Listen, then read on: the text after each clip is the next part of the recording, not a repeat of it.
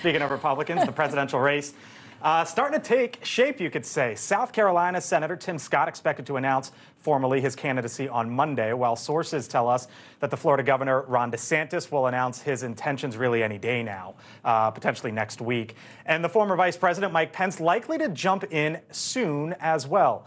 Meanwhile, Francis Suarez is starting to explore his options, and his name is even being floated as a potential vice presidential running mate.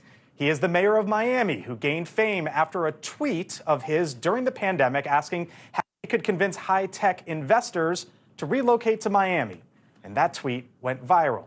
In the last few months, Suarez has traveled to Iowa, New Hampshire, and more than once to South Carolina, all early Republican voting states. And Columbia, South Carolina, is where we find the mayor of Miami today. Mr. Mayor, thank you for joining us here on NewsNation. Appreciate it.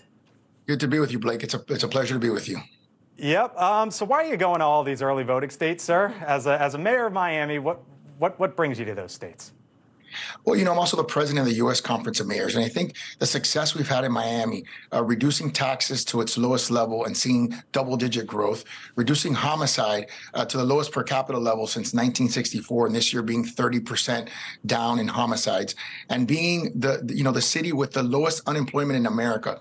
That's something that captivates people across America, understanding that 85% of the population of Americans live in American cities, and 91% of the GDP produced by this country is produced by people who live in American cities. And I think there's an opportunity here to, number one, talk to people in the 18 to 29-year-old demographic that Republicans lost to Joe Biden by 28 points, and also to have more Hispanics, which are trending Republican, continue in that trend and have someone that speaks to them, that can connect with them, that understands their nuances. I mean, Democrats have been, they've been negligent at worst in terms of how they communicated with Hispanics, calling them Latinx, which we know doesn't work, or saying, as the First Lady said, that they're as unique as San Antonio tacos.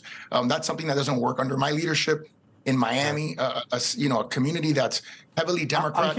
I'm hearing a little bit of a presidential pitch. Maybe you talked about 18 to 29-year-olds. You're 45 years old. You're known for being pro-Bitcoin, pro-crypto, trying to bring tech to Miami. On top of that, you're big on Twitter, and you basically launched your political fame on Twitter. Do you want to be president of the United States one day, sir? I've never thought about it that way. I've never grown up wanting to be the president. Come on. You've had to have thought about it at some point. I can promise you, I never have. My dad came to this country at 12 years old, the ninth of 14 kids. My mother at 7. My dad got a full scholarship to high school, presidential scholarship to college, 2 graduate degrees from an Ivy League school, and has written 9 books. My mother's an EQ genius. I never thought in a million years I would ever be in this conversation. But the fact that I am in the conversation, I think highlights how great this country is. And we have to understand that the world is more disruptive than it's ever been. And whoever the president of the United States is has to understand the disruption and has to create the maximum number of opportunities for the maximum number of Americans. So I take that you haven't ruled out the possibility of running. Oh, I definitely have not ruled it out. I am strongly considering it. And would you be... And everything that's... And there's reports that's happened in the last few weeks militates in favor of it. So I need to make a decision soon because, as your panel I'm sure knows, the debates are coming up quick on August 20th. And so I think for someone like me who, as you said, has ascended quickly but is still relatively unknown nationally, you have to be on the debate stage to tell your story. Real quick, Kellyanne Conway's pitching you as Donald Trump's vice presidential potential running mate. Would you accept that? Look, it's early right now, and obviously I haven't even decided whether or not I'm going to run for president. If I decide to run for president, that's what I will be doing. I will be, obviously fighting to be the nominee of the Republican Party, and so those kinds of questions will be decided later on. Last question, sir, from your home state of Florida. Ron DeSantis versus Disney.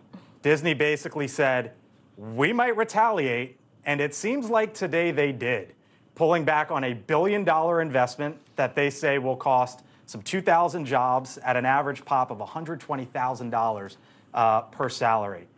What do you make of the battle there, and do you think that the Republican governor in your home state misplayed this one?